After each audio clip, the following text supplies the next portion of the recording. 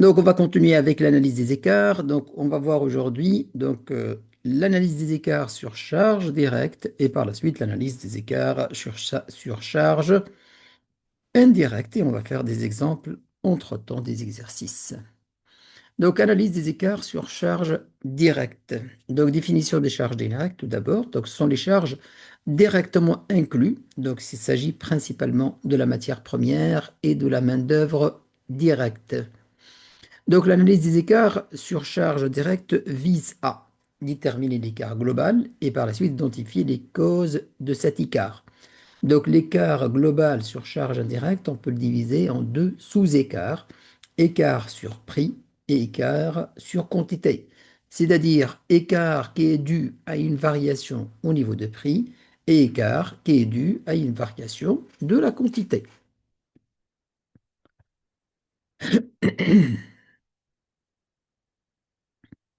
Très bien.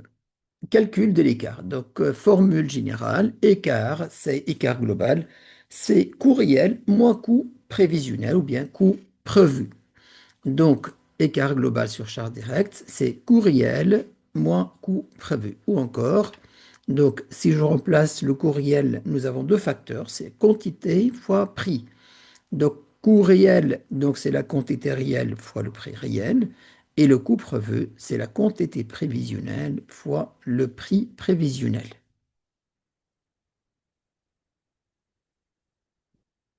Donc, une petite analyse donc, pour arriver et distinguer exactement donc, la formule à quoi ça sera égal. Et on va voir que c'est la même chose toujours. Si nous avons un écart de prix, qu'on doit le multiplier par la quantité réelle. Et si nous avons écart de quantité, on va le multiplier par le prix prévisionnel.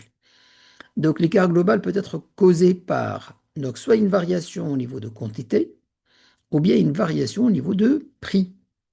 Donc, prix réel, ça va être le prix prévisionnel plus une variation de prix.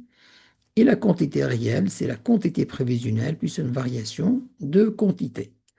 Donc là, c'est une équation, juste on va remplacer dans notre formule, celle-là, la formule de départ. On va remplacer donc voilà, on va remplacer donc le PR et le QP. Donc le PR, on va le remplacer par ça. Et le QP, on va le remplacer par celui-là. En fait, pour dire, et à la fin, on va arriver au même résultat. Donc au final, donc nous avons l'écart global sur charge directe. Ça sera la quantité réelle fois la variation de prix. Donc ça, c'est l'écart de prix. Et nous avons dit que toujours l'écart de prix, on va le multiplier par la quantité réelle, alors que là, l'écart sur quantité, on va utiliser le prix prévisionnel. Donc, c'est la même formule.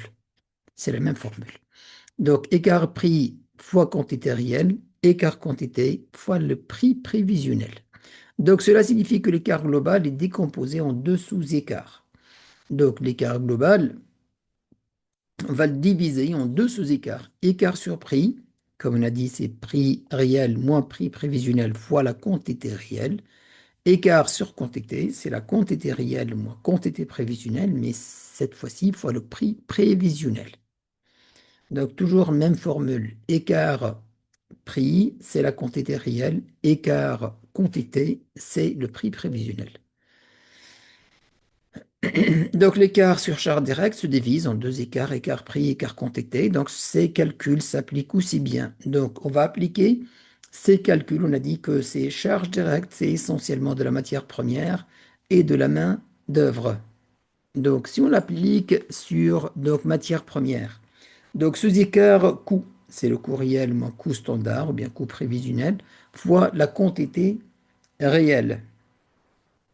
Donc, le sous-écart sur coût peut être lié à une hausse générale des coûts ou bien une mauvaise négociation de prix d'achat.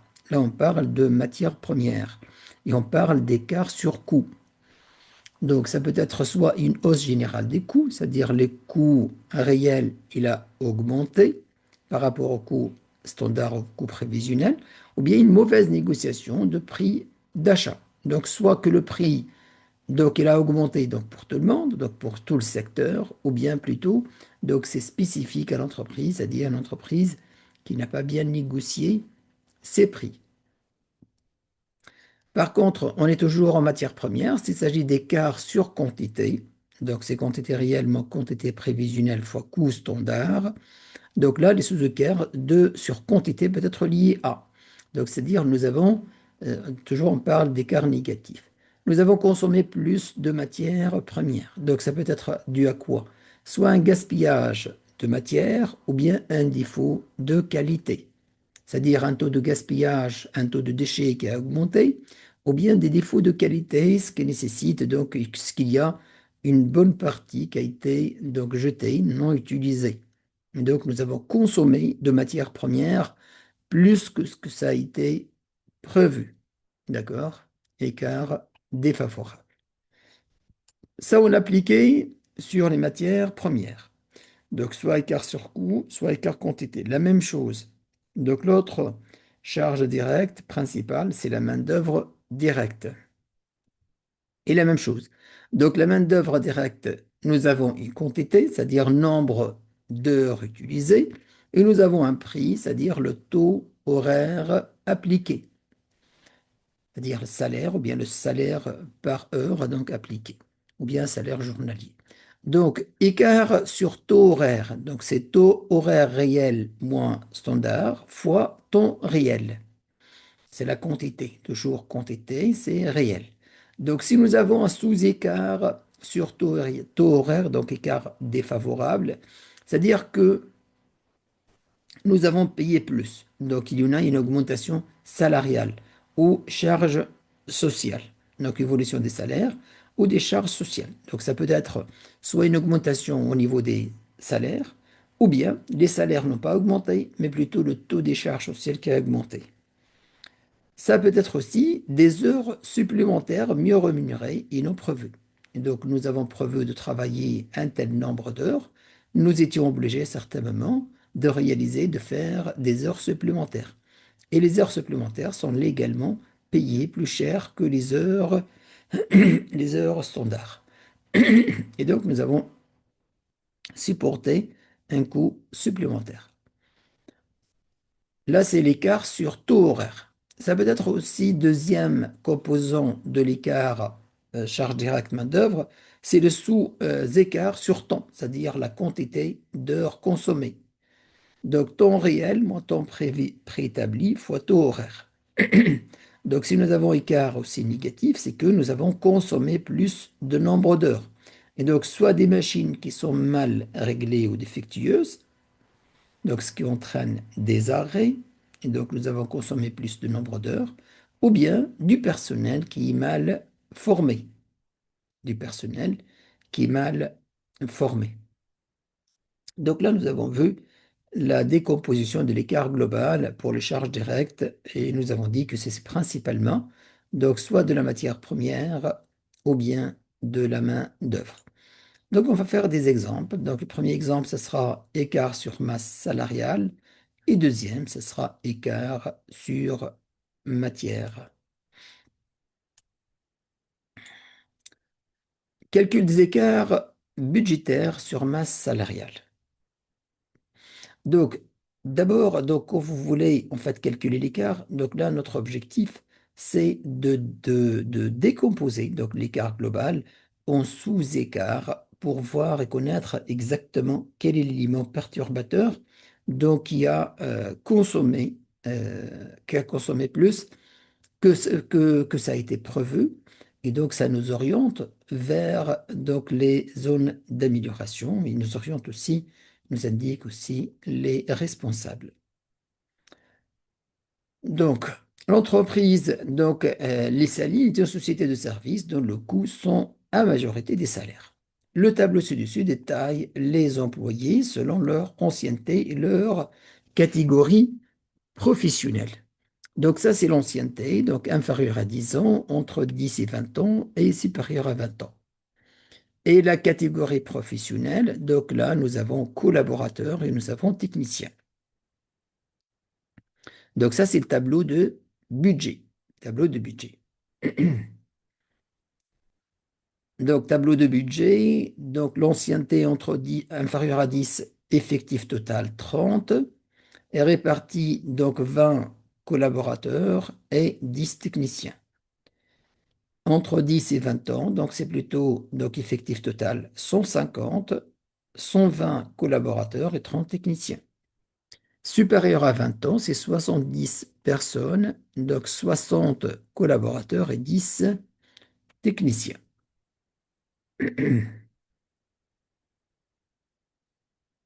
Ça, c'est le tableau réel, donc ce qui a été réellement constaté. Donc à la fin de l'année ou bien à la fin du mois, nous avons trouvé donc ces résultats-là. Donc la répartition, donc on va commencer toujours par ça. Donc la répartition par ancienneté. Donc au lieu de 30, 150, 70, on a plutôt 45, 140 et 70.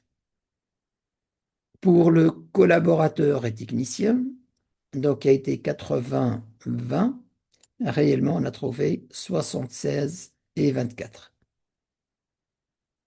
76 et 24. Donc ici, on analysé les variations de la masse salariale entre budget et réalisé, et le budget et les réalisés, en précisant les principales variables d'analyse. Donc pour pouvoir déterminer et répondre à la question, donc on doit déterminer quelles sont les variables ici, dans notre cas. Quelles sont les variables possibles? Quelles sont les variables possibles? Nous avons plusieurs variables. Nous avons plusieurs variables. Donc on va commencer. Donc, premier variable, c'est l'ancienneté, cette répartition. Donc, nous avons euh, du personnel inférieur à 10, entre 10 et 20 et supérieur à 20. Vous voyez, en termes de nombre. Donc, 30, ici 45, 150, 140, 70, 70. D'accord, donc il y en a écart. Donc tout d'abord, donc le premier facteur, c'est l'ancienneté, la répartition du personnel selon l'ancienneté. Pourquoi en fait c'est important selon l'ancienneté? Parce que certainement, donc en termes de salaire, il ne sera pas la même chose. Donc du personnel qui a une expérience inférieure à 10 ans, c'est pas comme celui qui a une expérience plus que 20 ans. D'accord? Donc la répartition selon l'ancienneté est aussi indispensable. Donc ça, c'est le premier facteur. Deuxième facteur. Deuxième variable, c'est la catégorie professionnelle.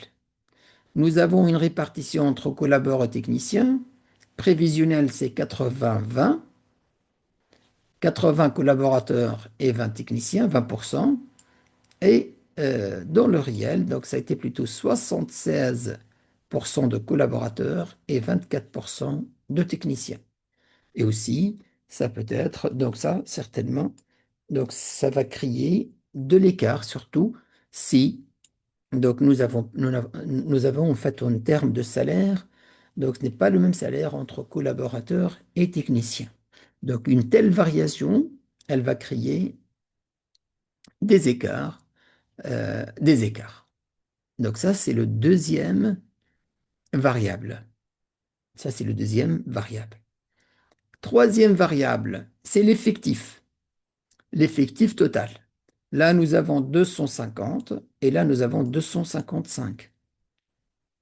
Donc, troisième variable, c'est l'effectif. Certainement, les dépenses sur 250, c'est bien le coût de main-d'œuvre de 250 n'est pas celle de 255. Donc, le troisième facteur, donc de troisième variable, c'est-à-dire, c'est l'effectif. Quatrième variable, ce sera donc le coût horaire ou bien le salaire ou bien les charges du personnel selon la catégorie. D'accord? Donc ça, c'est le quatrième variable, c'est-à-dire on va voir, donc par exemple là, pour ce personnel-là, collaborateur inférieur des ans, combien il était budgété. Par exemple, on va trouver c'est budgété 1200 euros. Et là, combien il a été payé, par exemple, on va trouver 1250 euros. Donc, il y aura écart. La même chose ici, la même chose ici, la même chose pour les techniciens inférieurs à 10, entre 10 et 20 et supérieurs à 20. Donc, nous avons quatre variables. quatre variables. Et donc, comme on a vu donc, au niveau de décomposition des écarts, donc on va travailler de cette façon. Donc, nous avons quatre variables. Là, ici, il y en a trois variables. Nous, on va ajouter une autre variable. Et ça sera le même traitement que nous avons ici. On va partir de prévisionnel jusqu'à arriver donc au réel, ou bien de réel jusqu'à arriver au prévisionnel. D'accord? Là, nous avons trois. Nous, dans notre exemple, on va plutôt appliquer quatre variables. D'accord? Quatre variables. Et on va simplifier au maximum donc pour que vous mieux maîtrisez donc, une telle situation. Donc, nous avons quatre variables, nous avons dit. Donc, c'est l'ancienneté, la répartition de l'ancienneté, c'est la répartition de catégories professionnelles, c'est l'effectif global et c'est le taux horaire. D'accord? Le taux horaire ou bien le salaire moyen. Très bien, voilà. Nous avons quatre variables. Tout d'abord, l'effectif du salarié, de 150 à 250. La structure, c'est-à-dire la répartition entre collaborateurs et techniciens. Donc, on va la représenter par S. L'effectif salarié, on va l'appeler par E. Composition selon l'ancienneté. Donc, on va l'appeler C. Et salaire moyen annuel, on va l'appeler V. Donc, nous avons quatre variables. Donc, la masse salariale est calculée ainsi. Nous avons quatre variables. Le E, l'effectif, le S, la structure, le C, la composition, et le P, le salaire annuel moyen. Très bien. Donc, pour calculer l'écart global, donc l'écart global, ce sera simple. Donc, c'est le réel moins le prévisionnel. Mais nous, on va le faire étape par étape. D'accord? On va les faire étape par étape. Donc, l'écart global ou bien l'écart total, donc ça sera donc le E réel et le S et le C et le P, c'est-à-dire, donc là, on parle de ces éléments-là. L'effectif réel, la structure réelle, la composition réelle et le salaire moyen réel. C'est-à-dire, on va prendre, donc là, c'est le réel. Voilà. Donc, l'effectif, on va prendre 255. La répartition, on va prendre celle-là. 45, 140, 70, c'est-à-dire 25 collaborateurs, 10, 110, 110 collaborants entre 10 et 20, et 60 supérieurs à 20.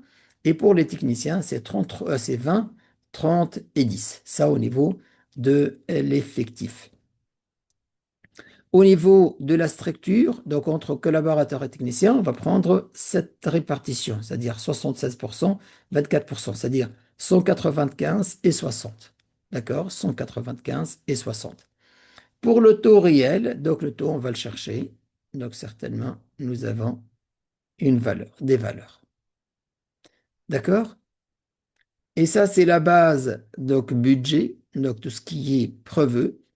Et par la suite, on va décomposer donc l'écart global entre écart sur salaire, donc là, au niveau de prix, écart sur composition, c'est-à-dire la répartition entre collaborateurs et techniciens, écart sur structure, c'est-à-dire selon l'ancienneté, c'est-à-dire l'écart au niveau de l'ancienneté, qu'est-ce qu'il a généré comme perte ou gain.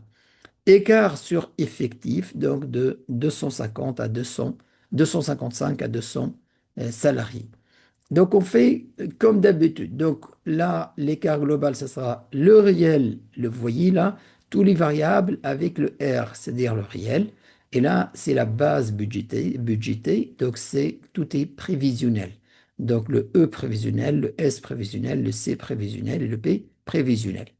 L'écart sur salaire, donc, au niveau des écarts sur salaire, on va prendre ce qui est réel. Et là, en fait, qu'est-ce qu'on va changer? On va changer juste le prix. Là, on va mettre le prix prévisionnel. D'accord? Donc, comme si nous avons neutralisé les autres variables et nous avons laissé que le variable prix. D'accord? Par la suite, écart composition. Donc, on va prendre ça, le résultat qu'on a trouvé. On va le mettre ici. Et là, on va neutraliser aussi le C, la composition, parce on est en train de calculer l'écart sur composition. D'accord? Par la suite, écart structure. Donc, et on va prendre ça, on va le mettre ici. Et on va neutraliser le S, structure. D'accord? Pas Par la suite, écart sur effectif. Donc ça, on va le mettre ici. Et on va neutraliser le effectif, on va le mettre, le effectif prévisionnel. D'accord? Et donc, comme vous voyez, nous avons de réel à prévisionnel. Ça, c'est l'écart global. Et par la suite, nous avons défalqué. Voilà le réel et voilà le prévisionnel. Mais on a passé par des étapes. Maintenant, on va appliquer ça. Donc, on va appliquer cette méthode.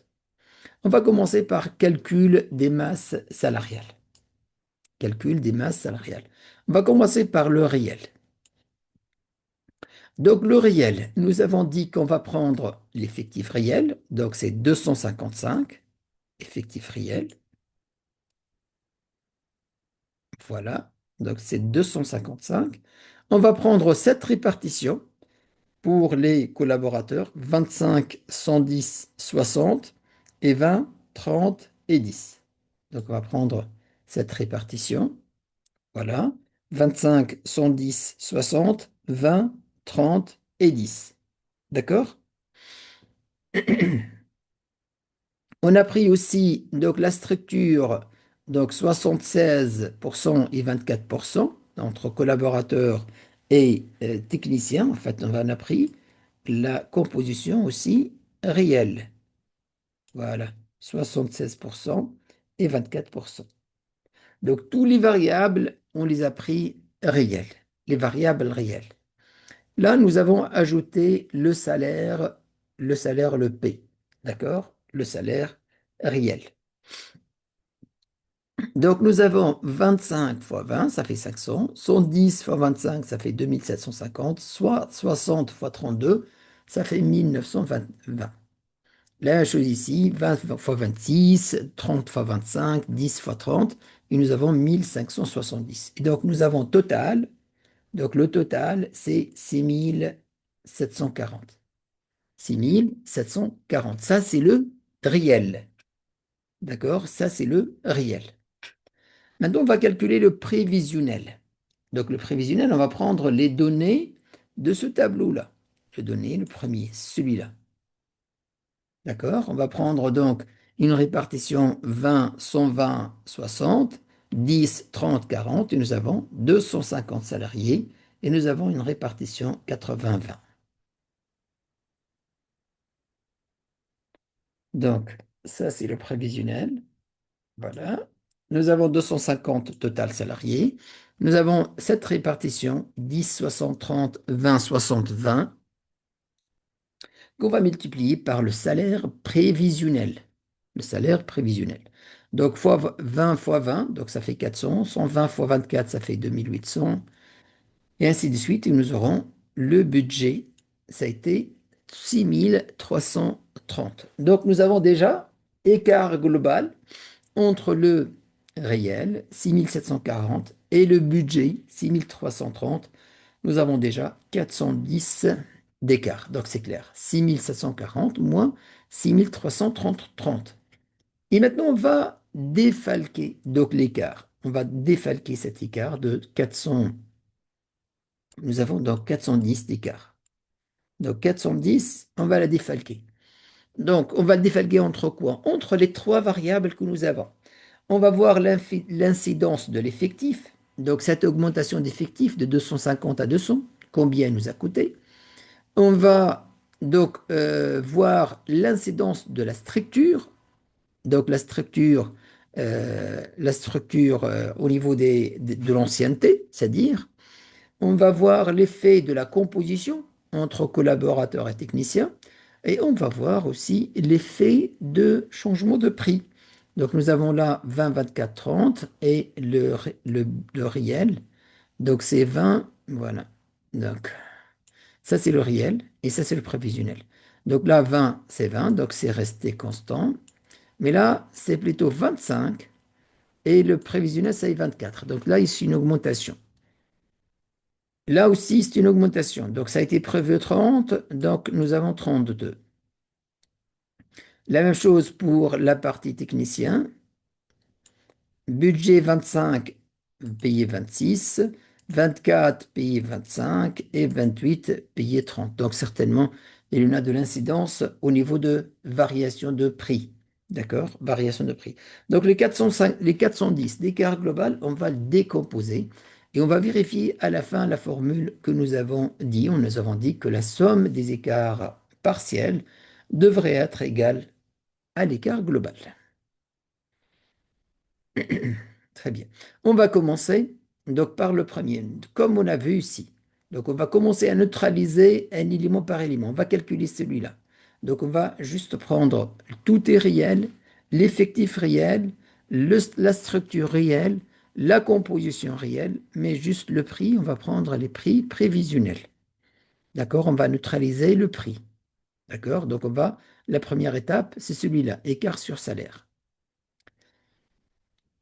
Très bien. Donc, l'écart sur salaire, nous avons dit que tout est réel, sauf le prix. Et donc, on va prendre ce tableau-là, réel, comme il est, comme ça, tout. On va prendre tout ça. 195, 60, 250, et cette répartition 25, 110, 60, 20, 30, 10. C'est la seule chose qu'on va remplacer que celle-là. On ne va pas prendre les 20, 25, 20, mais plutôt on va prendre donc, les prévisionnels, c'est-à-dire on va prendre ces données-là. Donc, de ce tableau-là, on va prendre 20, 24, 30 et 25, 24, 28. D'accord? Donc, on va prendre tout ce tableau-là, juste le prix. Le prix, on va prendre celui de prévisionnel. D'accord? Voilà. Donc, nous avons mis, si vous remarquez, donc c'est 250 et c'est 175 et 60 et 25, 110, 60. Donc, comme le réel, exactement comme le réel, 25, 110, 60, 20, 250 en totalité. D'accord? Mais juste les prix, on a pris les prix de prévisionnel. Donc, voilà, 20, 24, 30, 20, 24, 30 et 25, 24, 28. 24, 25, 28 tout simplement. Et on va multiplier. Donc 25 fois 20, ça fait 500. 110 fois 24, ça fait 2600. Et ainsi de suite. Nous avons écart et nous avons total, donc budget de 6440. Budget flexible composition. D'accord? Donc ça, cette équation-là. Donc on est au premier élément. Donc nous avons calculé celui-là maintenant.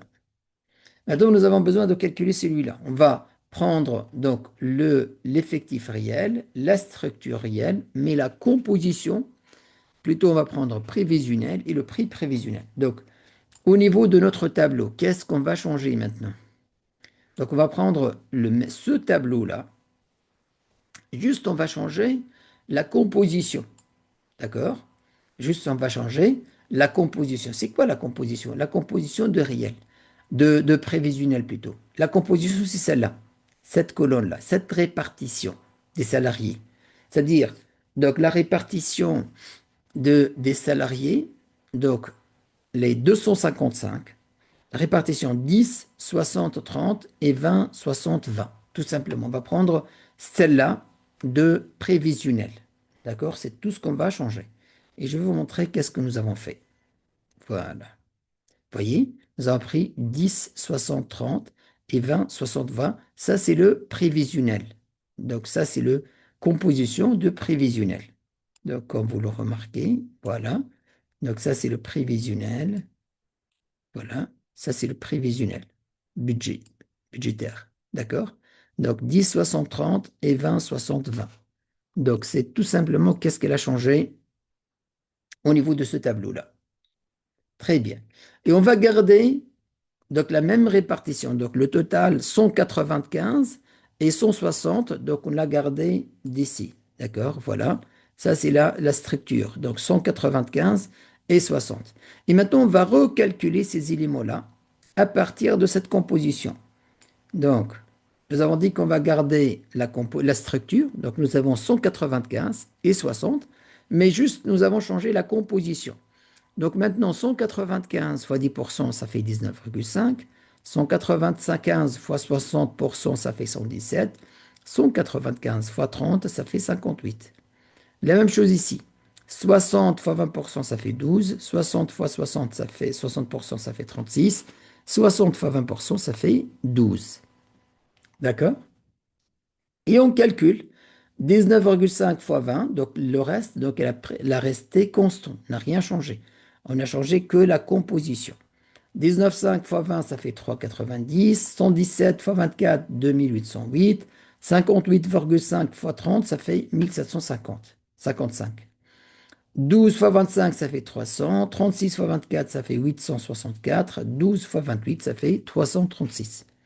Total, 6453. D'accord? Donc ça, on va le comparer par la suite avec ça. Avec ça. Donc déjà, nous avons 6453 par rapport à 6440, donc 13. Une différence de 13. Cette différence, elle est due à quoi? Elle est due au changement de la composition. Au changement de la composition des salariés entre les catégories d'âge. D'accord? Très bien. Maintenant, on va tout garder comme celui-là. Mais qu'est-ce qu'on va changer? On va changer la structure. On va changer la structure, c'est-à-dire on va prendre la structure prévisionnelle. Nous avons la structure prévisionnelle. Je vais revenir ici. Voilà. La structure prévisionnelle, c'est quoi? C'est 80-20. 80-20. Donc, sur le même effectif 255, l'effectif réel, celui-là, on va maintenant appliquer, changer ça. On va changer 20-80 et on va recalculer. Et donc, qu'est-ce qu'on a fait ici? Voilà. Donc, on a gardé la même chose. Donc, là, au niveau de composition, on a gardé cette composition sur laquelle nous avons travaillé tout à l'heure. 10, 60, 30. D'accord? Mais comme vous remarquez, on n'a changé que ça. 80 et 20. Donc, comment faire maintenant? Donc, 80-20, on va les appliquer sur 250. Donc, 255, c'est-à-dire l'effectif total, fois 80, ça nous donne 204. 255 fois 20, ça nous donne 51. Par la suite, donc pour calculer ces quantités-là, on va multiplier 204 fois 10%, ça fait 20,4. 204 fois 60%, ça fait 122. 204 fois 30, ça fait 61. La même chose ici. 51 fois 20%, ça fait 12. 51 60, ça fait 36. 51 fois 20%, ça fait 16. Et on multiplie 20,4 fois 20, 122,4 fois 24, 62,2 fois 30. La même chose ici. Et donc, nous avons une nouvelle valeur. 6457. D'accord? 6457. Donc, ça, c'est l'effet de quoi? L'effet de changement de structure. Le fait de changement de structure, c'est-à-dire cette structure entre collaborateurs et techniciens, qui était jusque-là 76% de collaborateurs et 24% de techniciens. Ce changement de structure, voilà qu'est-ce que nous a coûté. Donc on va 6457 moins 6453, donc ça fait 4. Les 4 sont dus à quoi? Sont dus au changement de structure. Donc effet, il est faible, certainement, parce qu'en fait, le changement n'est pas significatif. Le changement n'est pas significatif. Maintenant, qu'est-ce qu'il nous reste? Donc, il nous reste à neutraliser. Donc, là, ça, c'est déjà fait. Donc, l'effectif. Donc, si je fais donc, tout en prévisionnel, donc ça, c'est le budget. Très bien. Maintenant, on va mettre en évidence donc, les écarts. Donc, la masse salariale calculée, donc le réalisé. Donc, le réel, c'est 6740. Donc, comme on l'a calculé tout en haut, le réel, donc c'est 6740. D'accord. Nous avons par la suite composition, donc c'est là où nous avons neutralisé le pays, c'est 6440. Structure, donc c'est 6453. Effectif, c'est 6457. Et le budget, donc c'est prévisionnel, 6330. Donc, écart global, donc réalisez moi le budget, donc 7740 moins 6330, ça fait 410. Voilà les 410, comment sont composés, défalqués. Donc, écart donc sur salaire nominal. là où nous avons changé le prix. D'accord? Le prix, ça, c'est le salaire dans notre cas. Donc, 6 400, donc, nous avons plutôt 6 740 moins 6 440. Nous avons 300, donc d'écart défavorable. Et par la suite, écart sur composition. Donc, écart sur composition ancienneté. Donc, 6 440 moins 6 453. Donc, nous avons moins 13. Donc, écart favorable. Donc, les charges ont baissé. Par la suite, écart sur structure. Donc, la structure entre technicien et technicien collaborateur. Donc, 6 453 moins 6 457 moins 4, c'est favorable aussi. À la fin, écart sur effectif du salaire. Donc, 6 457 moins 6 330, ça fait 124 défavorable. Si je fais la somme de ces quatre éléments, je vais trouver 410. Et 410, donc c'est confirmé, la somme des écarts, des sous-écarts, égale bien l'écart global. D'accord? Écart global. Là, on va essayer d'interpréter un peu donc l'écart et quels sont les éléments qui ont contribué donc à cet écart-là. Donc, les éléments perturbateurs, ou bien les variables qui ont causé donc l'écart. Donc, c'est clair maintenant. Donc, on peut trouver, voilà, l'écart sur salaire donc nominal. Donc, ça, c'est l'effet d'une augmentation c'est-à-dire de salaire réalisé par rapport, de salaire payé par rapport à ce qui nous a été prévu. Donc, c'est essentiellement de là. Deuxième élément qui a contribué donc à l'écart, c'est au niveau de l'effectif. Donc, l'effectif, comme on a vu, nous avons fait travailler 255 au lieu de 250. Un peu, en fait, des facteurs qui ont un peu atténué donc l'écart. Donc, parce que s'il n'y avait pas ces deux-là, ça aurait dû être plutôt 427 et non pas 410. Donc, ça a été atténué par écart négatif, donc favorable sur la composition de l'ancienneté, et écart favorable, léger écart au niveau de structure, c'est-à-dire entre collaborateurs et techniciens. Donc, interprétation de l'écart. Donc, l'écart sur les salaires, donc il est défavorable. Donc, le salaire moyen réel est plus élevé que celui budgété. Donc, notamment pour les collaborateurs ayant plus de 20 ans d'ancienneté, 32 000 contre 30 budgété. Donc, impact négatif de 300. Écart sur la composition. Composition, donc, composition de l'ancienneté. Donc, inférieur à 10, entre 10 et 20 et supérieur à 20. Donc, l'ancienneté des employés a globalement resté proche de celle prévue, donc écart favorable et légèrement favorable, ce qui a réduit les coûts d'une petite marge, donc impact positif de 13 000. Écart sur structure, donc la répartition entre collaborateurs et techniciens aussi a légèrement varié, donc mais en entraîné une baisse de coûts, donc impact positif de 3,6. Écart sur effectif, donc des salariés, c'est plutôt 126 000, donc c'est défavorable.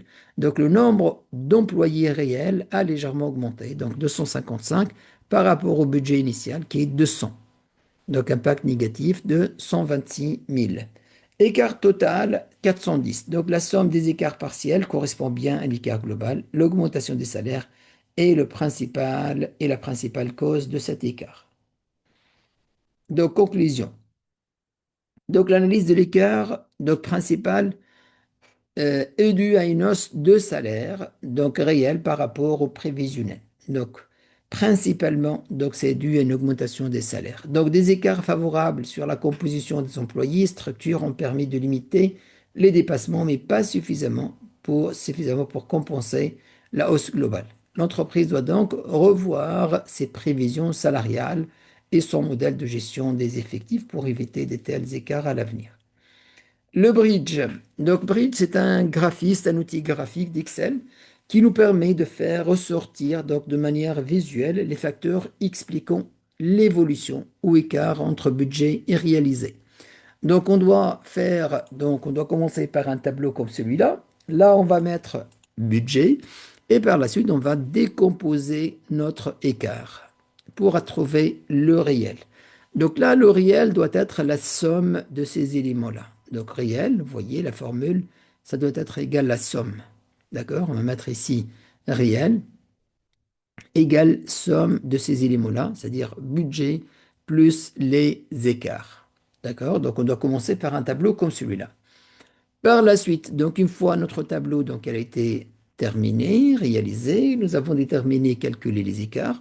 Donc on va sélectionner le tableau et on va dans le menu donc insérer et graphique recommandé. On va chercher ici donc là tous les graphiques.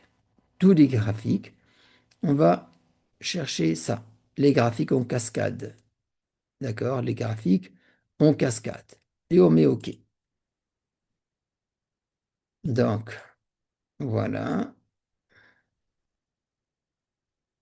voilà.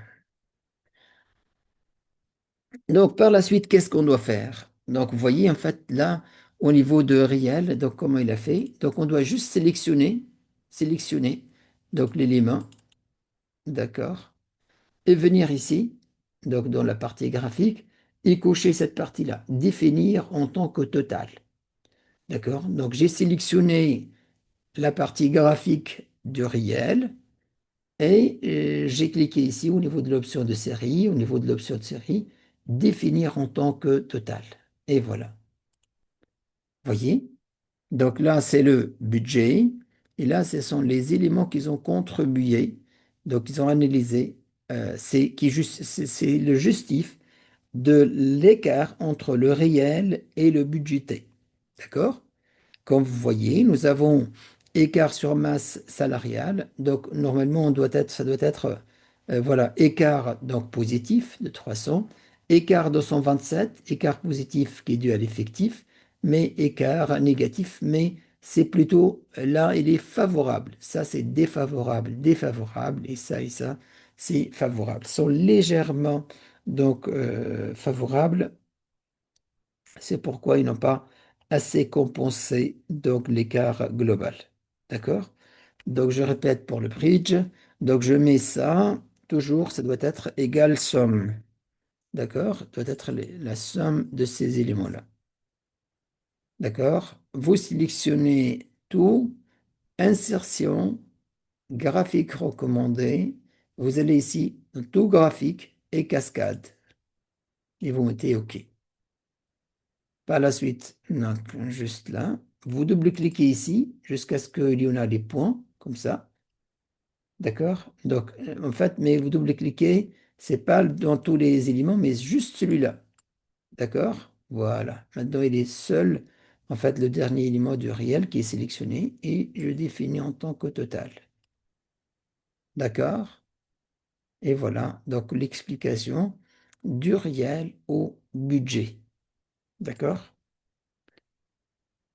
Très bien.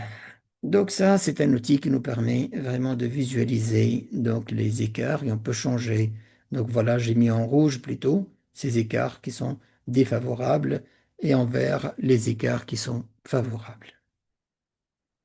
Très bien. Donc nous avons dit qu'au niveau des charges directes, c'est essentiellement de salaire, des main-d'œuvre directes et de la matière première. Donc nous avons vu écart sur masse salariale. Maintenant, on va voir l'écart sur matière. L'écart sur matière. Très bien. Donc, supposons que là, nous avons la réalisation et les budgets de production. Nous avons produit 130, 1030, nous avons budgété 1000. Le coût unitaire préétabli, 30. Tableau de comparaison pour une production de 1030 unités. Donc, voilà le réalisé, voilà le prévisionnel. Donc, matière, quantité 2100, prix unitaire 15,08, coût total 31 000. Ça, c'est matière. Main-d'œuvre directe, nous avons taux horaire et nous avons des heures supplémentaires, atelier et total. D'accord? Je vais fermer ça. Ça, c'est le réalisé. Ça, c'est le prévisionnel. Et là, j'ai déterminé les écarts. Donc, pour matière, donc 21 fois 15, ça fait 31 000. Prévisionnel, 2060 fois 15, ça fait 3060. 30 900. Donc, écart défavorable au niveau des coûts pour le réaliser séparé au prévisionnel, d'écart défavorable de 768. Pour le taux normal, taux horaire, donc nous avons 1000 fois 22,5 fois 2000, 1030 fois 22, ça fait 22 600. Donc nous avons écart favorable de 60. Les heures supplémentaires, donc 290, défavorable. Et pour l'atelier, donc 68 000 de réalisé et 61 de prévisionnel, donc écart défavorable de 6 795. Nous avons écart global de, donc, écart global de 7 692. 7 692 qu'on va les expliquer. Analyse des écarts. Donc, écart sur matière. Donc, écart sur matière. Nous avons écart volume et nous avons écart quantité. Écart volume et écart quantité. Donc, volume, c'est la production réalisée moins prévisionnelle fois coût unitaire préétabli. Donc, ça, c'est le volume. Donc, c'est la variation de quantité fois le coût unitaire préétabli. Écart, donc, sur quantité. Donc là, c'est volume en termes de production. Là, écart sur quantité. Donc, nous avons quantité fois prix prévisionnel et écart sur prix, c'est toujours prix des variations de prix fois la quantité réelle. Donc, écart quantité. Nous avons donc réel 2100 moins 2060 multiplié par le prix prévisionnel multiplié par 15. Et nous avons donc 600. L'écart sur prix, c'est plutôt donc prix réel. Donc nous avons 15,8 moins prévisionnel 15 fois la quantité réelle fois les 2100. D'accord? Ça fait 168. Donc si je fais le total, 600 plus 168, ça fait 768. Et si on calcule donc l'écart global entre budget réel et budget prévisionnel, on a trouvé déjà 768. 31, 31 668 moins 30 900, ça fait 768. Donc l'écart global, nous l'avons défalqué entre écart quantité et écart prix. La somme des écarts partiels correspond bien au total. Donc l'écart défavorable sur matière est principalement dû à l'écart sur quantité. Donc les causes possibles, baisse de qualité de matière, c'est-à-dire nous avons consommé plus que ça a été prouvé.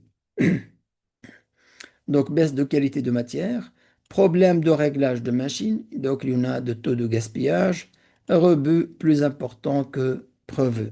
Donc des déchets, taux de déchets plus élevé.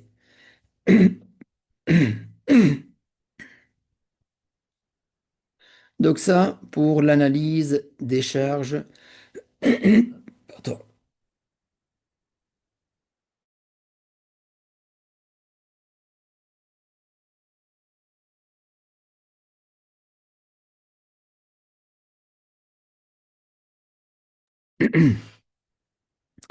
Donc là, nous avons déterminé donc l'écart global 768. Principalement, c'est écart sur quantité. Donc, c'est-à-dire la quantité utilisée, elle dépasse ce qui a été prévisionné. Et un écart sur prix, donc certainement dû à une variation. Les deux sont défavorables, donc une variation, une augmentation des prix. Mais en valeur, l'impact n'est pas très significatif par rapport à l'écart sur quantité.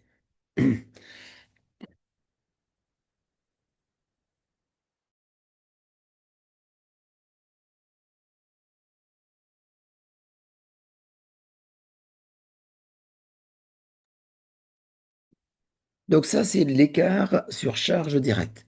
Est-ce que vous avez des questions sur cette partie, écart sur charge directe.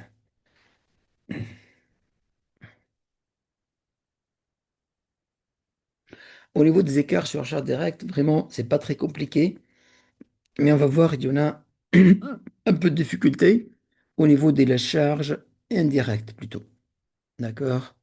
Là, juste au niveau de l'écart sur la masse salariale, nous avons voulu en fait décomposer donc l'écart global et nous avons essayé de multiplier donc les variables pour qu'en fait vous maîtrisez donc comment vraiment neutraliser donc chaque fois un variable et calculer l'impact de ce variable-là sur le coût global et déterminer c'est-à-dire son sous-écart.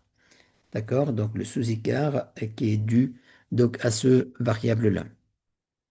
Donc, nous avons vu comment donc commencer par recenser donc les variables possibles et par la suite, certainement, pour chacun de ces variables, il y aura donc un sous-écart. D'accord? Donc, j'ai prévu en fait de voir aussi donc les parties charges indirectes. Je vais laisser celle-là donc pour la prochaine fois. Donc la prochaine fois, on va voir donc l'analyse des écarts des charges indirectes. C'est une partie un peu délicate qui nécessitera certainement beaucoup d'attention. Donc je pense que c'est la partie la plus délicate. Sinon, donc le reste, vraiment, donc il n'y a pas de, c'est pas de tout compliqué. D'accord? Donc nous avons vu les charges directes. Je vous laisse donc le temps pour réviser ça. Réviser aussi la décomposition de l'écart. Celle-là, donc ça c'est le cœur de l'analyse des écarts. Et la prochaine fois, Inch'Allah, on va voir l'analyse sur les charges indirectes. D'accord? Vraiment, je m'excuse, j'ai voulu faire 2 heures, mais j'arrive pas à le faire. Donc, notre rendez-vous, ça sera donc la séance prochaine, donc Inch'Allah, la semaine prochaine. D'ici là, en fait, je vous souhaite bonne soirée et à très bientôt. Si vous aurez des questions, n'hésitez pas à les envoyer par mail et certainement vous aurez une réponse, Inch'Allah. Merci beaucoup et à très bientôt. Au revoir.